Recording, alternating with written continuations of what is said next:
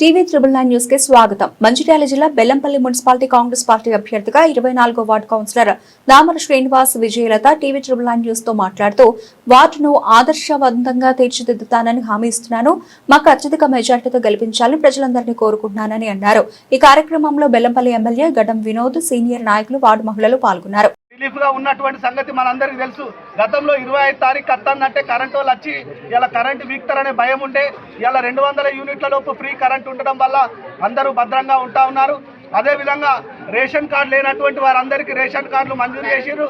కొత్తగా పెళ్ళైనటువంటి వాళ్ళు చాలా సందర్భాల్లో రేషన్ కార్డులు ఇవ్వని బాధపడ్డారు. అదేవిధంగా పిల్లలు ఉన్నటువంటి వారు పిల్లల పేర్లు రేషన్ కార్డులు ఇవ్వని బాధపడ్డారు. మరి అదేవిధంగా ఏదైనా రిటైర్మెంట్ అయ్యి మరి ప్రభుత్వం ద్వారా పథకం రాలేదన్న వాళ్ళకు కూడా రేషన్ కార్డులు మంజూరు అయినాయి. రాబో రోజుల్లో అర్హులైన ప్రతి కుటుంబానికి ఇందిరా మిల్లు కూడా మంజూరు అవుతుంది. మరి అదేవిధంగా వినోద్ వెంకటస్వామి గారి నాయకత్వంలో బెల్లంపల్లిలో ఉన్నటువంటి మెయిన్ రోడ్లన్నీ కూడా అంగరంగ వైభవంగా జరగబోతా ఉన్నాయి. కాబట్టి రాష్ట్రంలో ఉన్నది కాంగ్రెస్ ప్రభుత్వం. కాంగ్రెస్ ప్రభుత్వం చేస్తేనే అభివృద్ధి జరుగుతుంది. పార్టీ తరఫున అభ్యర్థిని పోటీ చేస్తున్నాను. భారీ మెజారిటీ తోటి మీరందరూ నన్ను గెలిపించగలరు. చెయ్యి గుర్తుకే ఓటేయండి.